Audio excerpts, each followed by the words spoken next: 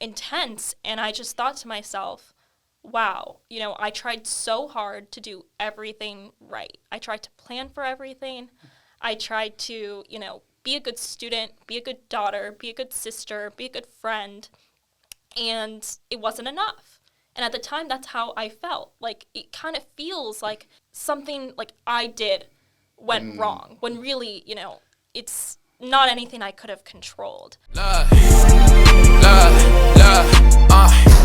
Business is business, take it back to the basics. Multi-million cash, the feeling's amazing. Got a Porsche inside my stable, don't horse with me, baby. 20 plus in my field, I'm like Coke with the Lakers. It's like I'm touring the Sprinter, doing these road trips 3 days. Close for more M's, I stay on it. When you step on the premise, just know I own this. Collaborate inside of my district, is for the owners. The conduit and the pun is the true 101. How I conduct business, you just might learn. What's going on, everybody? I'm back with another episode of the Collab District podcast. I got another young lady entrepreneur in the building, Miss Kavita Ra. She's the owner of Ethos, the new trending mobile drinking app that we'll speak about, but she also has an incredible journey that we'll share as well. Welcome to the show, Kavita. Hi, thank you so much for having me.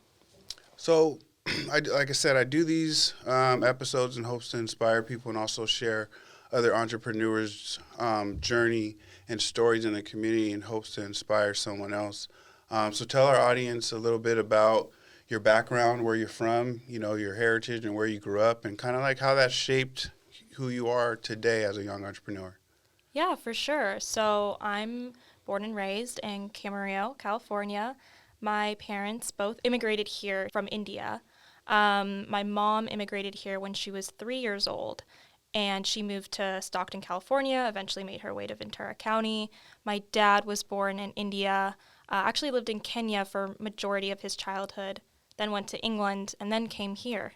And they both, became pharmacists and have pharmacies all over Ventura County. And so, seeing them start businesses obviously inspired my brother and I to, one, understand what hard work looks like, and two, what it's like to actually create an entity, create a life for yourself. And so I think I've always been surrounded by hard work, and that has played such a huge role.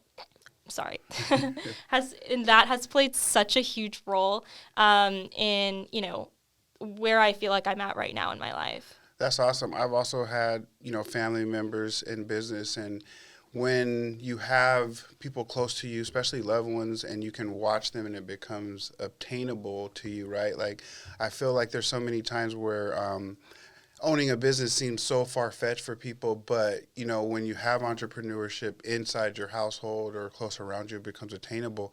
You talked about how that sparked you. So do you feel that that's what contributed to you, just having that entrepreneur spirit? Did you help out with any of the pharmacies? Did they put you in part of the business so you can kind of learn responsibility, maybe not necessarily the pharmaceutical world, but just responsibility at a young age? Yeah, I grew up in like the back room of the pharmacies, Okay. Where, they couldn't get a babysitter, so it's like, okay, just stay in the back, and you learn from the environment, you help out. I wouldn't say I grew up knowing I wanted to start a business. I think I had an entrepreneurial spirit, and I think that came from being very observant as a kid and understanding people's needs. And when you understand people's needs, you pretty much kind of already are in the problem-solving space, right? Yeah, yes. And so I think that's really what just was such a spark for me, was really enjoying making a difference in other people's lives, whether it was in school, figuring out, okay, this is maybe what a teacher's need is. Like, let me see how I can, let me see what I can do, and then how can I problem solve to make the whole experience for the classroom better. Wow. To, thinking about that at a community scale, and now what we're doing, kind of integrating technology with Ethos and how you can leverage that to help a community, help a certain patient population in need. And so I think that's really what was instilled in me. And again, it was, whether it was being in the pharmacy like during summer, Yeah. or seeing my parents come home, go to work at 8 a.m., come home at 7 p.m., Yeah. and you just see what it takes to, have a business, Yeah. and to run a business. They afforded my brother and I a really comfortable living where, we were able to then see how can we maximize our opportunity, the things that we were given to add onto what our parents have already built for us, and really laid the foundation for the ways in which we could accelerate. And your mom and dad, are they a team? Do they work together? And is that where you and your brother get that from? Yeah. Watching your parents, work as a team? Because I'm sure it wasn't always, clouds and rainbows, right? I'm sure there were some things that happened Oh, yeah. and transferred at home and vice versa. And I see, I've had the opportunity to speak to you and your brother. You guys work, it seems like you guys feed off each other, work well with each other. Did you get that from watching your parents as well? Yeah, so I mean, it's honestly the basis of like the way I grew up was, they came home, they worked together, and then we were a family unit, and so it totally, I think, it influenced the way I saw, I guess. Oh, to back up, I never thought that I would be working with my brother. If I'm going to be really honest, growing up, right? Growing up, we were polar opposites. Where if you knew us, people would kind of see us as foils, But not in a bad way. It was just two different people, yeah. And of course, growing up, we're only 3 years apart, Okay. so we would butt heads. Who's older? He's older. He's older. Okay. Yeah, 3 years. I like that you asked. But it's interesting because the weaknesses that I have and the weaknesses maybe that he has, we have strengths that complement each other's weaknesses. And so in a business setting, we really work well together because I think you need to have two different dynamic roles. I feel like I'm definitely more of the cautious, meticulous, maybe slightly perfectionist one. And he's like, we just have to keep on building, put it out there, and iterate. Yeah. He's a risk taker. And so he's taught me so much about how to really not care about what other people think and just go for it. Just go for it, yeah. And I think the earlier you can learn that, just the easier opportunities. See, of course, it's going to be a really hard road, Yeah. but the easier it is to feel like you can obtain those opportunities because it becomes less and less hard to take that risk or that mindset shift to feel like you can take that risk. And so, although I wouldn't, if you asked me this question, even like 2 years ago, I would be like, what? We're working together? Yeah. But, I think that it's only made us stronger. And I think, we've definitely seen the pros and cons of being a family and working together. It can be really stressful. Yeah. But also I think we've learned the good things and the bad things that maybe our mom and dad taught us and saying, okay, hey, this is how we want to approach it. And, we're siblings first. We have a relationship first that we want to prioritize, that goes beyond business, goes beyond working together. And I think when you prioritize that, then you have that basic level of respect.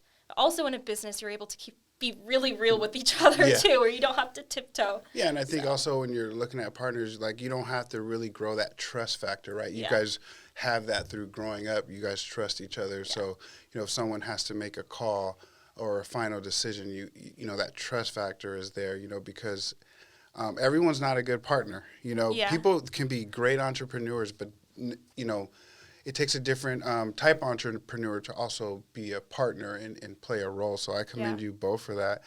You talked about growing up in Camarillo, attending Newberry Park High School, and then on to college at University of Southern California. How important was education to you, and and how has that played a role into your career today? Were you an overachiever in high school and like in the ASB student class president? Yeah. Or were you more of a social type in school? Yeah. I graduated from Newberry Park High School, and I definitely was the overachiever, like classic overachiever. I think education from a young age was instilled in me that, it's very important to work hard, do well in school, because an education can unlock so many opportunities the same way, it did for my mom and dad.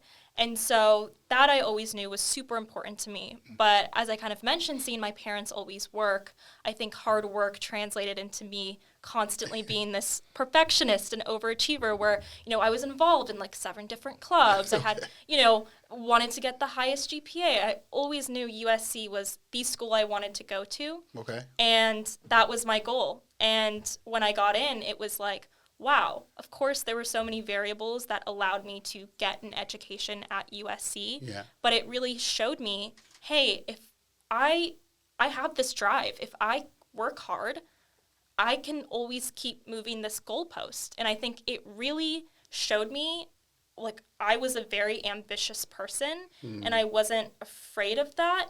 But I think when you're constantly moving the goalpost, you also have to be really intentional about what drives you. And I think when I was 18 years old, I didn't know what was driving me. I didn't know a lot. I just knew that I like being ambitious. And so I think when I got to college, it was just this, it struck me that, there's so many opportunities, there's so many people.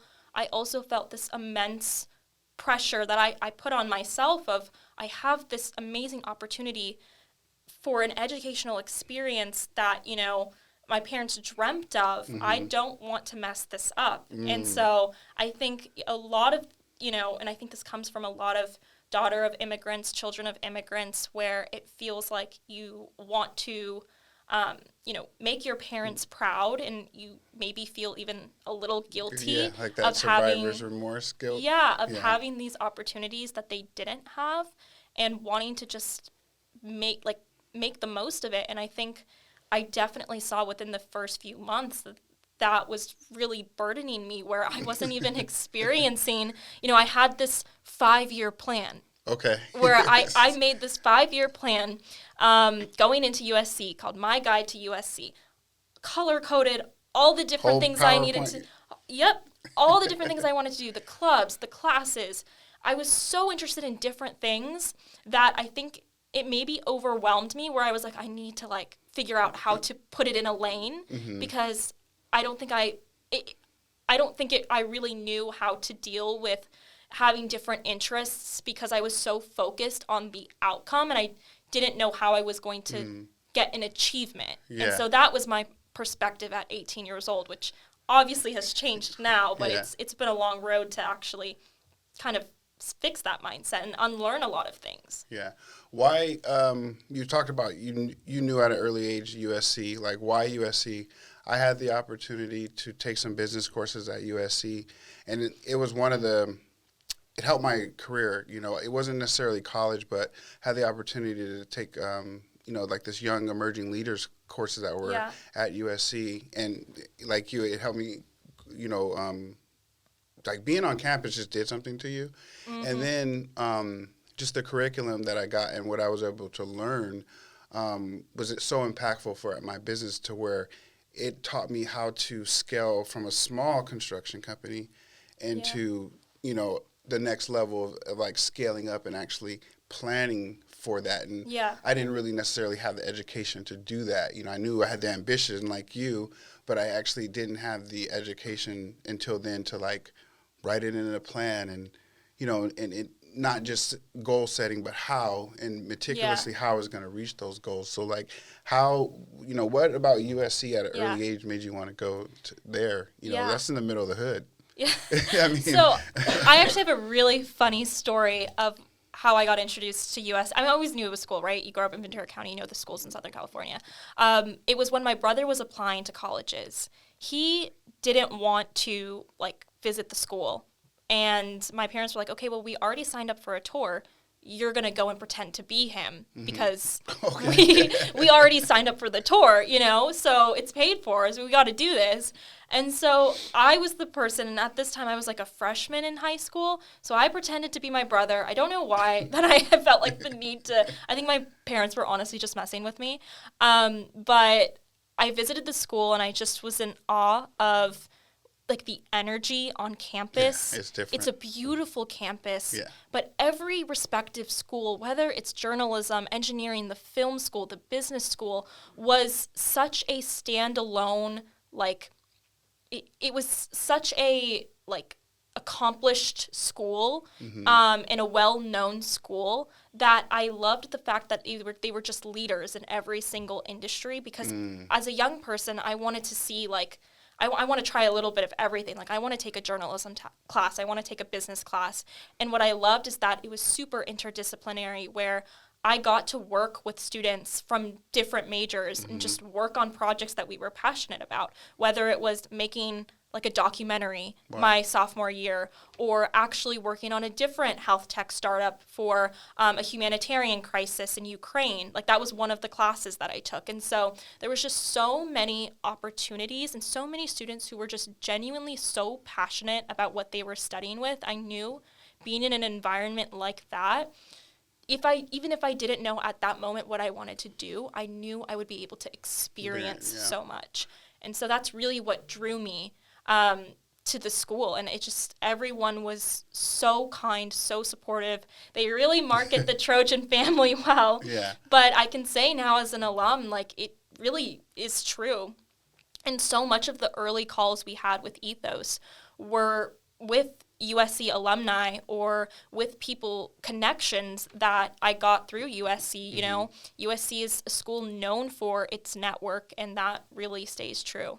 Yeah, I was going to ask you about that. You talked about joining all different clubs, and you kind of dove in head first, and you wanted to experience a little bit of it all. But once you tamed that down, what clubs did you join, and, you know, what kind of relationships came from college, right? Because we have our friends from childhood that we grew up with, but then I hear about these stories. I didn't actually attend college, but I have, you know, kids in college, and, you know, I've talked to other entrepreneurs, and there's these bonds that are made in college that, you know, that last forever, as well as networks that are provided that go well beyond, you know, your student days. You know, when you turn to a professional, you have a Rolodex of professionals that you can reach into. Like you said, you were speaking to a lot of alum on some of the early stages of your business. So can you talk about some of those clubs that you joined in, those networks and relationships that you have today? Yeah, I think the biggest, like, most formative experience that I had at USC was joining their student government. Okay.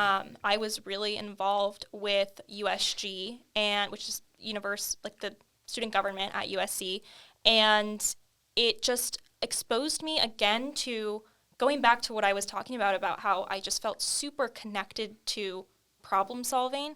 I was able to have my hands in so many different projects that student government alongside the administration was working on to solve for the student body. And so I got to be, instead of just, you know, maybe talking with my peers about, okay, what could this look like? How could we make this experience better for students? I actually got to be in the decision-making room with administrators and speak for students. And so one of the biggest projects that I worked on was Title IX reform, because there were a lot of fraternities who came out with, you know, a lot of violations for sexual assault and gender-based violence. And a lot of students on campus didn't feel safe. And there were actually huge protests over the course of 2 weeks. And this is right when I got appointed into student government. So I was like, okay. First challenge. You know, and so for me, it's always really interesting when there's friction between any two groups. What does the mediator do? And you have to be really strategic and also very empathetic to both sides to actually push something forward. And I think I just enjoyed being in those spaces where I could make a difference.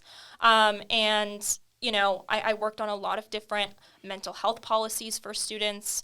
And, you know, as you can imagine, with a lot of what was going on at that time, as well as COVID, there was just a lack of resources for students who needed help. And ultimately, my experience in student government is what informed me to want to work on Ethos. Okay.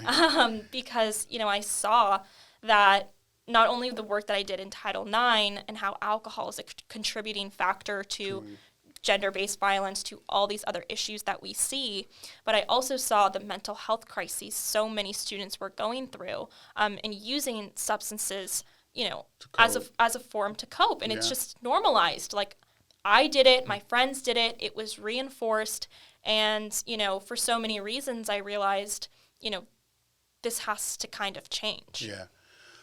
That's amazing work. You hear about that. It's one of my my fears. Sexual based crimes on campus. You hear it all the time.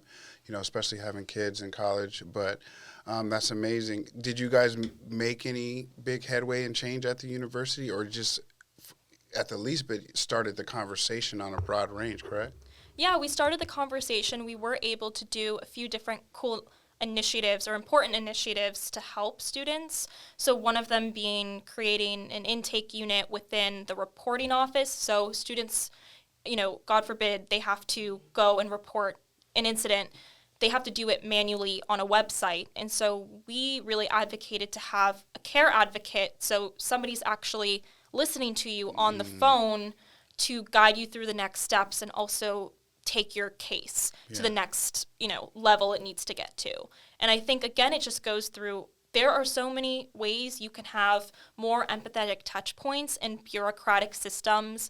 And it's something we think about, too, when we're building a company that deals with a really difficult topic. Yes. But there are ways that you can make it easier for that person who is seeking care to just, like, how can you make it easy for them? And so that was one of the projects that I spearheaded that I was really proud of, as well as just increasing the amount of counseling services for students, and making sure that students from all different backgrounds had access to, like, culturally competent counselors instead of, like, just a universal, like, generic college counselor. We really tried to make sure, how can we put people who understand a variety of different student experiences on campus and people who students would feel comfortable coming to. And so it all goes back to, how can we really meet students where they're at? Well, that's amazing. You've watched your parents also, being immigrants, they've had to overcome a lot of adversity to provide a life and start a business here in America alone. And you've had to overcome your own adversity in your young journey. You were diagnosed with cancer. Can you talk about, the type of cancer that you had and, how that's also now played into who you are? Because when I talked to you, as soon as I met you, there's like a great sense of gratitude, I feel that type of energy coming from you. And I'm sure, we all are who we are today from all of our life experiences from before. So do you mind sharing about that? Yeah, so I was diagnosed with stage 2B Hodgkin's lymphoma, which is a type of blood cancer. I was diagnosed at the end of my first semester of freshman year at USC. And the process of getting diagnosed, it was initially just, I kind of felt like this lump in my throat. Every time I would take vitamins, I was like, I don't know what this is. It's hard for me to, like, swallow these vitamins. Like, seems abnormal. And, the initial response that I got from a lot of my primary care doctor, my pediatrician at the time, because I was barely 18, and my parents was like, don't worry, it's just stress. Like, you're going through midterms, like, it's gonna like pass over. And to this day, I don't know what it was. Call it intuition, divine intervention. I was like, no, I need to get this checked out. And, this is something that I probably wouldn't have done, like, because I'm just, again, you grow up and you're like, okay, I saw my parents just, like, push through adversity. Okay, like, it's fine. Like, keep working, it's nothing. Yeah, this too shall pass, right? Yeah, exactly. And so I was like, okay, maybe whatever. But for some reason, I decided to go. I booked an appointment with the student health clinic. And she basically told me, hey, you need to get a CT scan stat. I think there's something else going on. And it was at that point where, my friends and family and my pediatrician at the time was like, okay, yeah, like, let's run some tests to see what this is. But, their perspective still at the time was, I don't know why this person's scaring you. I'm sure it's nothing. Yeah. And so it was a lot of learning how to actually advocate for myself to figure out what was going on with my body. You had to be your own voice, right? And I think what's really scary is like I was scared to figure that out. I didn't want to know, but nobody else was going to do that for me. Wow. And so I had to, say, hey, like, I want to get this test done. I had to learn how to ask the right questions in a doctor's room. And, my parents being in the healthcare space, they had a lot of knowledge on, understanding, certain type of tests I need, or maybe like really just helping me figure it out. But so many people don't have that. So many people wouldn't even think to call their pediatrician if they had an issue, right?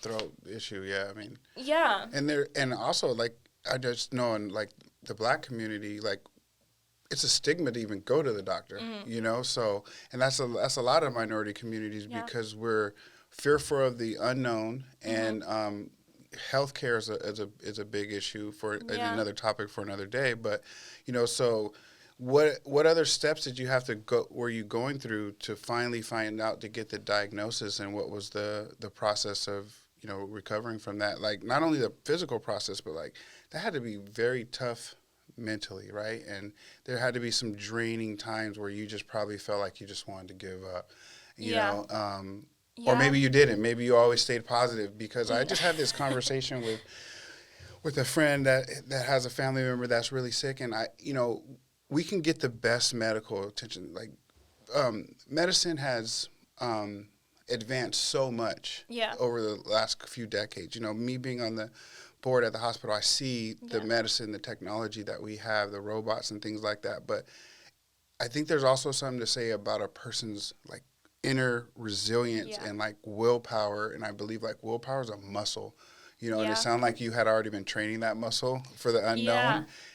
So can you just talk about also the resilience that you kind of had to have mentally, and mental health, because again, it sounds like at a time where it was right around COVID, so there's just a lot going on. Yeah, it was actually right around COVID. And I think, I remember getting diagnosed. It took about a month for me to finally get diagnosed. I was sitting at the children's hospital. So think about, like, having your first taste of independence at 18 years old, going to college, to then holding your mom's hand at a children's hospital, not knowing the next steps. Yeah, wow. It was, intense. And I just thought to myself, wow, I tried so hard to do everything right. I tried to plan for everything. I tried to, be a good student, be a good daughter, be a good sister, be a good friend. And it wasn't enough. And at the time, that's how I felt. Like, it kind of feels like, as a patient, or as for me, it felt like something like I did went wrong, when really, it's not anything I could have controlled. Correct. And I think I had to really get in touch with myself. And I think prior to that, I was constantly just doing things to have an external outcome, some sort of validation. And this really stripped all of that away. There was nothing, I could do. It didn't matter anymore, It didn't matter. Those external things, achievements, all seem so minuscule at this point. Nothing matters when you're sick. Like, nothing else is of as importance, right? We stress so much about, oh my gosh, I didn't study enough. Oh my gosh, what does this person think of me?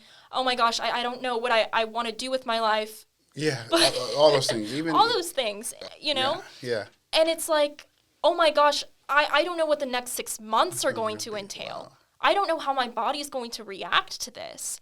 And I think having to go through the physical pain so my chemotherapy was on a regimen of, I had to be at the infusion center about every 2 weeks. And so there would be about, it would take me, let's say, 3 to 4 days to fully recover, to at least, feel like I can do a few things for the remainder of the time until I had to go back and for my next dose. Okay.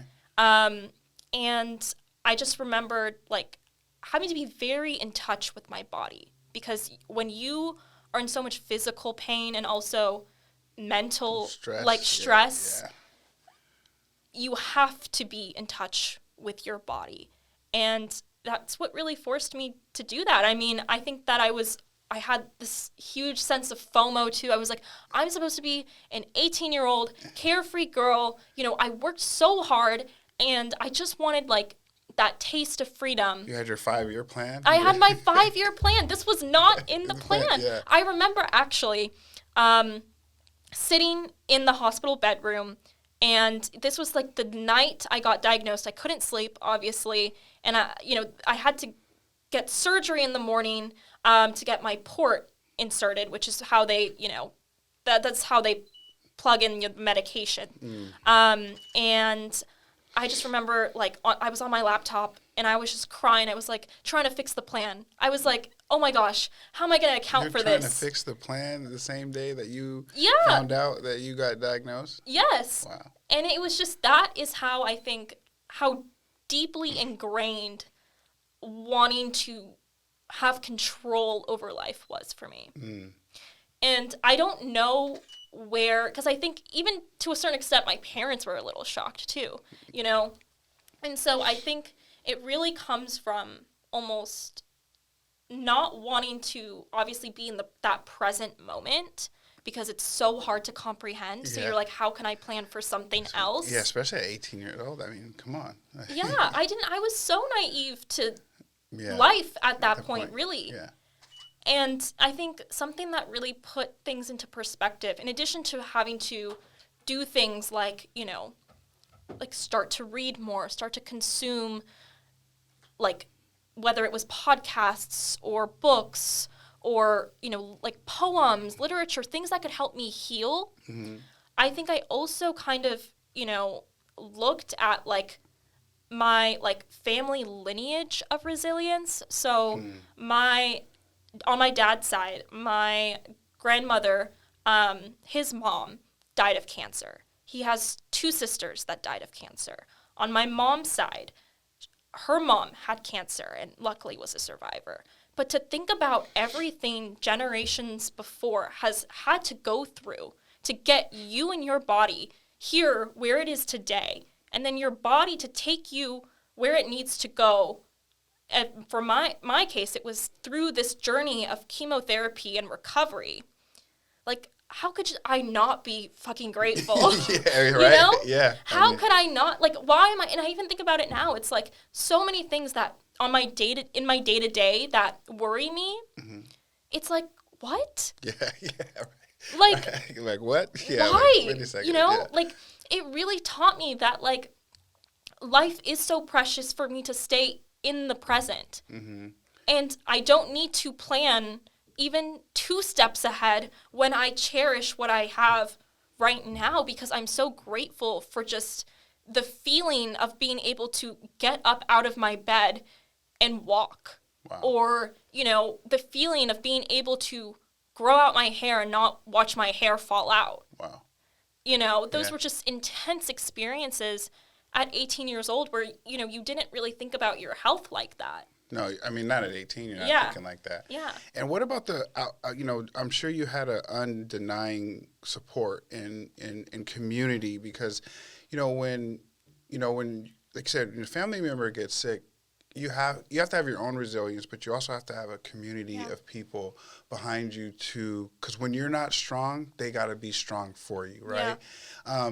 How did your family, friends, other people, survivors or people, currently battling cancer, did that group of community come to your aid and also aid into your recovery? Yeah, I mean, I think that the silver lining is I never felt up until that point more loved and lifted up from my friends and family who would constantly just FaceTime me just to keep me preoccupied. I had friends who were in completely different lives at that point where, they were enjoying college, but, would still pick up the phone if I needed it. And I will say it was really isolating. And so there was this part of me that was like, I don't know how much, like, they can really relate to what I'm going through. Really relate, you know? And so I think I decided to really try to find community online. And I remember, one of the few days where I had to stay in the hospital, I just tried to find people on social media who had gone through what I had gone through, because I wanted to almost like see what did their evolution look like? What's really in store? I had no idea. Yeah. To be honest, when the doctor said I had Hodgkin's lymphoma, I was like, oh, thank God he didn't say cancer. And then I realized it is cancer. So I had no idea. And so I just wanted to, I saw so many young cancer patients, you know, go through therapy, share their story online. And, you know, now they're like 2-3 years out, they've recovered, they've gone back to life. And I was like, wow, that's, you know, really reassuring. Yeah. And I think part of me found a lot of comfort in also sharing my story online. And whenever I had these, like, quote unquote milestones of like, hey, today I had to shave my head, it became a lot less scary, which maybe is kind of ironic because people find it really scary to put things out online. Yeah, I mean, you had to get out of your comfort zone. But I was already out of my comfort zone. So I was like, you know what? I need the support, and maybe there is somebody who is going through the same thing as me that I can find. And that's exactly what happened. Wow. You know, I found so many people who were going through cancer, and we would check in with each other and be like, hey, like, how did your infusion go? How are your symptoms? How are you doing? Like, you know, like talking about plans when this is all over, right? Which is a completely different story of, you know, this concept of, oh, this is just you know, a little obstacle in the road. You know, it's not like that. It completely alters the way you look at life, the way you live life. But for that time, it was really amazing to, again, create community and create that for myself. And to this day, I still get people who, you know, DM me and say, hey, like, I saw what you went through. Like, I'm was just diagnosed. A lot of what you just talked about really helped me. Wow. And that, to me, is what touches me the most, is because I was once that person who was trying to seek that. Comfort. Yeah. That's amazing. That's one of the great things about social media and and online, is that you can find a community. It does make the world a little smaller, to where you can connect with someone clearly across the country. And like you said, these are people now that you're communicating with that know what you're going through. Yeah. You guys are talking the same language. You guys are going through the same treatments and things like that. And you go through that, you recover, and you still somehow graduate from USC. Like, explain, like, how did you persevere and continue to push through that? Yeah, I honestly think it's taken me really up until very recently to comprehend the remainder of my college experience, you know, after going through cancer, because it is an interesting experience to recover from cancer in an environment like college, where so many young people are just so reckless about their health.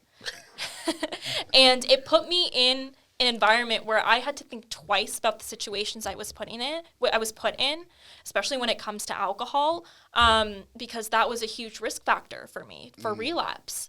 And, you know, there was also just this, like, almost, it almost felt like I was I already outgrew this experience of, like, being carefree, because I couldn't feel carefree anymore after going through that. And I think that, you know, on paper, you look at my resume maybe, or you see things that I've been able to do, and it's like, wow, you know, she was able just to bounce right back. Yeah. But it wasn't like that. I mean, if it goes, I will say, I think a lot of the tendencies I had before cancer, when it comes to just, you know, working through, like, just using work, whether it's through school, whether it's through actual work, whether it's through, you know, keeping myself busy, essentially, to numb myself out and to not really think about my life consciously. And so that's really what it was. It just felt like everything, like, I'm so tired of everything being uncertain around my health. I'm just going to do what I think I'm expected to do and go from there. Like, I'm just going to do that, and so I don't have to think about it. I don't have to worry about it. And then come my, you know, junior year, when I was on this path to graduate, go to grad school, I was like, you know what? I don't feel happy. Like, I don't feel like this is something I even feel called to do. Oh, wow. And at least at that time. And it's like, the more you ignore your intuition, the more you start to break this trust with yourself. Yeah. You really, it's not something to ignore. And so I had such a hard or difficult relationship with myself where I didn't know anything that I wanted because I spent so much time not listening to my body despite building this relationship during treatment with myself and during COVID with myself. It's just like you get back into an environment and it feels like your bubble is popped, And so I had to do a lot of really hard work to put myself in uncomfortable positions to figure out, like, what is it that I want? And I say uncomfortable positions in the sense that I think I've always been ambitious and always wanted to take initiative in things that I knew I was good at. And when you get to a certain point, it's like, if that's not even fulfilling me anymore because I realize I'm so attached to certain outcomes or validation from it, you have to put yourself in a situation to learn and discover, and you're not going to succeed all the time. You're not going to succeed most of the time when you're learning. And so that was a huge thing for me to figure out.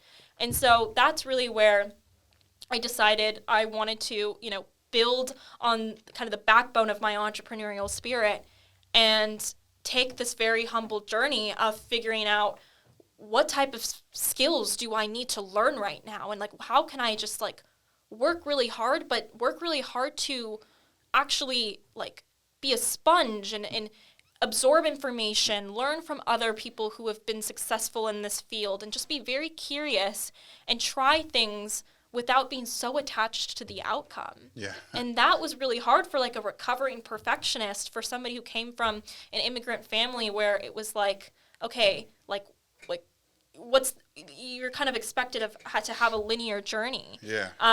And I think that it was hard for my parents too to see me struggle, because obviously they just want. You never want to see your kids struggle. Exactly. And so I think I had to really, say to myself, if I don't build this muscle to take risk, to allow myself to learn, it's just going to get harder for me to do it. And I'm also not going to put myself in a position where I'm ignoring my intuition, because I felt really called to I didn't know what I wanted to do, but I knew I didn't want to stay on this linear trajectory that, maybe on paper would have been so much easier than what I'm doing now. Yeah. But I just really felt like at this moment, what really sets me apart from my peers who maybe have more quote-unquote experience in a certain field or more skills in a field? We're all young people who are about to enter the workforce or become young professionals. Like, we're still pretty much at a baseline, you're still entering. Exactly. Entering your journey. And I want to pivot to that part is, like you said, you talked about you're very results-based, and then, you went through your adversities and you've become more present with the actual process. And I'm the same way, where, I enjoy the process to get the results that I want. And like, we don't always get the results. And like you said, those are times to learn and to grow. When you have failures. Can you talk about the process of creating Ethos, what Ethos is, and what inspired you? You kind of talked about it being on campus life, but what inspired you to create something, again around a topic like alcohol that really benefits a lot of people? Yeah. So Ethos is a digital health solution that helps individuals manage alcohol consumption before it reaches the stage of addiction. And we work with universities and health systems because that's oftentimes where the problem starts and where the problem gets lost. And we work with them to help them detect, issues when it comes to alcohol use disorder, substance use disorder. We help them detect that early on through leveraging the technology we've built. And we help those individuals seek care in a more accessible, destigmatized way. And there are so many reasons why this felt like a calling to me. I'll start with one that I think really kind of joins the reason why I'm working on this with my brother. So both of our parents are from Punjab, India, and the Punjabi Sikh community in America has unfortunately experienced so much of the ramifications of alcohol. Okay. I think in a lot of immigrant communities you can see this, but within hours, whether it was through relatives, families, or things you see on the news, alcohol was very pervasive. And so my brother and I, coming from more of a public health or biomedical background, you see how alcohol exacerbates chronic conditions in individuals' health, but you also see how alcohol can disrupt communities. Yeah. And my work in student government at that time was really seeing how that was disrupting campus life, campus culture, actual individuals' lives. And it became very clear to me that, we need to address this as a social and health problem, and there's really been no solution that's tried to do both. And so, as you know, healthcare is more of sick care in America, and there are so many reasons why somebody doesn't go to the doctors. I mean, even with all of the resources and all of the, help I had, there were so many reasons why I didn't want to go to the doctor. I didn't, And so you can only imagine that on top of just a huge fragmented system. And my brother and I, really saw the gap where technology can come in and streamline the care delivery process for so many individuals who are at need. And for us, it's always been very purpose-driven, and it's something that whatever the highs and lows of a business and starting a company early stage is, we know we can come back to understanding that we're helping people and real lives can be impacted from this. And so that really is what helps ground us during this tumultuous process where I think that, we're still in the becoming work in progress stage of what it is to build a business. That's awesome. Excuse me. With Ethos, what is a night out like with Ethos when you say it's a social and medical solution, using your technology, if I'm going to be out having a night, drinking, what does that look like when I'm using Ethos? Yeah, so essentially, you can log and track your drinks using Ethos, and the way we do it embeds into the social environment where, you take a photo of your drink, it takes a photo of you back, and that's how we log your standard drink. There's so much education around, there's so much actual education that gets missed around how much is too much that we're trying to embed and automate for the individual so that they don't have to necessarily think about calculating, okay, how much am I actually drinking? We do that for them so that they can stay more present in the moment. And so with that drink log feature, that's really what we're trying to accomplish, as well as, beyond using the drink log feature during an actual drinking session. After a night out, you can use a lot of different prompts, motivational reflection tools within the application to figure out, hey, I experienced a hangover. I feel horrible. What should I do?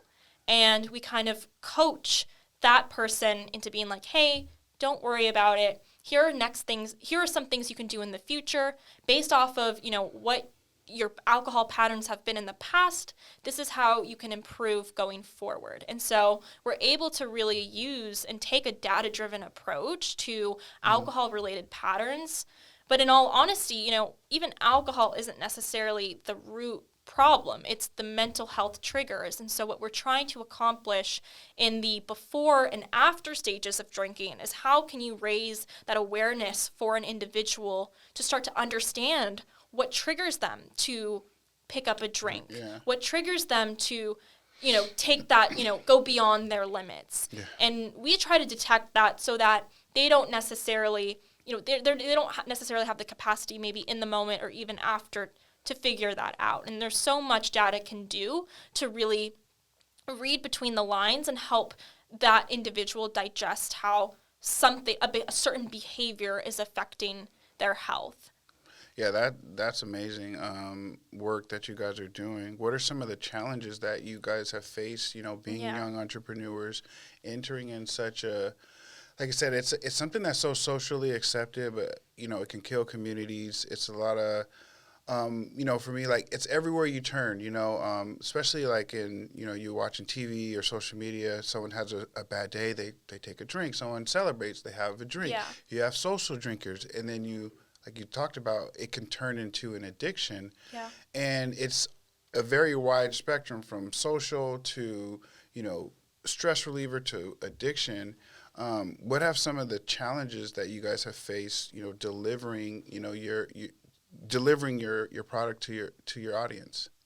Yeah. So I think, like you just said, even when we have conversations with healthcare administrators who we want to partner with, they're like, okay, this is great, but why alcohol? They don't understand how alcohol even is a big enough problem, right? Everyone knows it can be a problem, but is it a big enough problem that they want to take action on? And I think that just speaks volumes to how underestimated it is until it reaches these certain manifestations like, a DUI or,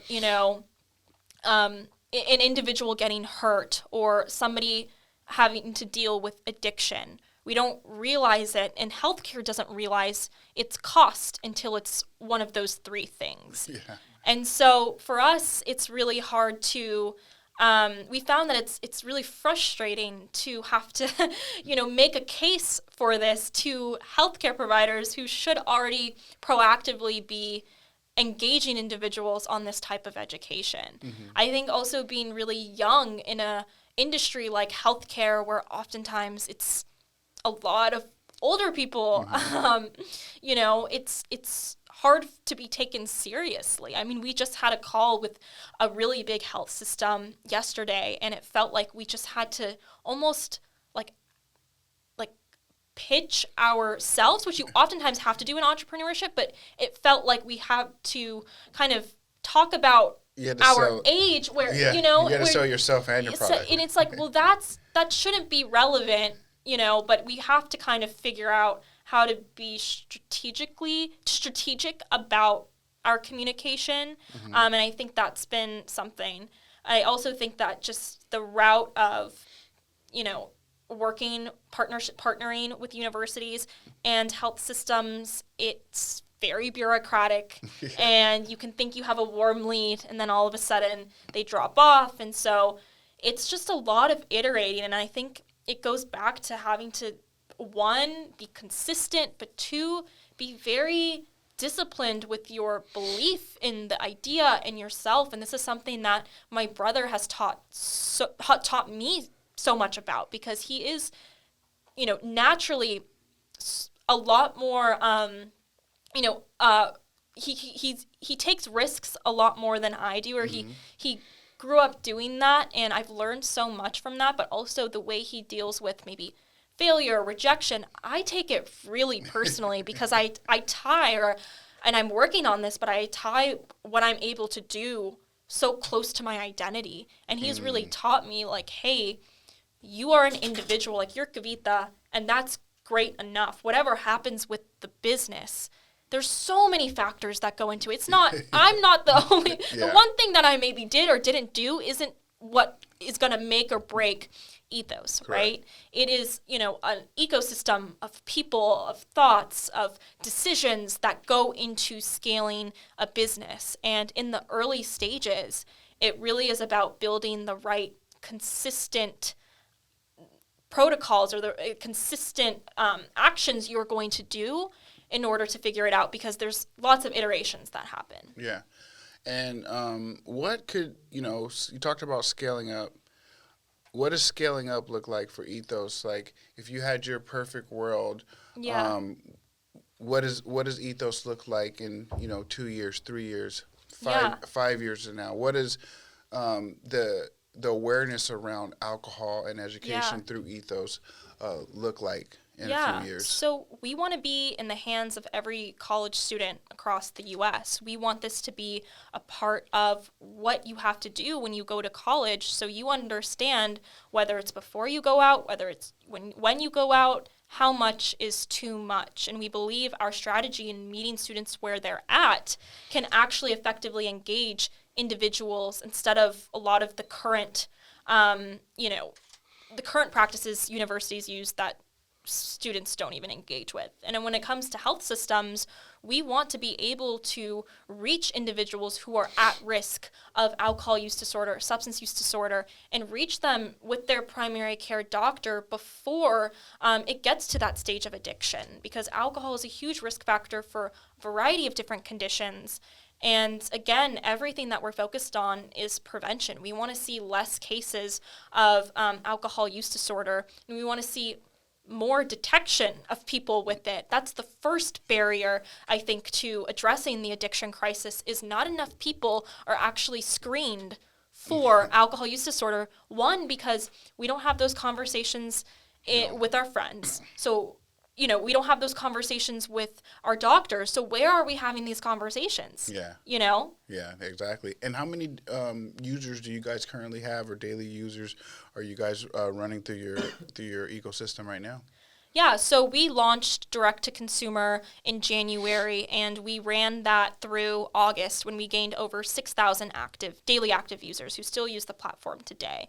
We kind of from then pivoted more to a model of working with universities and health systems, a B2B SaaS model, because we realized of the average 6,000 users, the average audit C-score, which is the alcohol screening protocol, the average score from 0 to 15 was 6.8, which means individuals were already showing early signs of liver damage. So we knew we needed to bring this to institutions who can enable more care, and that's really where we pivoted, and we hope to, gain a larger patient population through those two modalities. And if for our audience that's listening and we wanted to use Ethos, to start drinking responsibly, because, right, we say drink responsibly, right? We say, I'm only going to have 2 or 3 drinks, and 2 or 3 turns into 4. But based on how you're feeling, your hydration levels, whether you ate that day, 3 drinks or 4 drinks, also depending on the bartender, that all affects the way that you feel. Yeah. And having the technology that, can tell you where you're at that point, if you decide to continue, you're making a choice but you're making an aware choice. And I think that's what's very key, is giving people the awareness to make the choice to say, I've had enough. So where could people download and get started with using Ethos?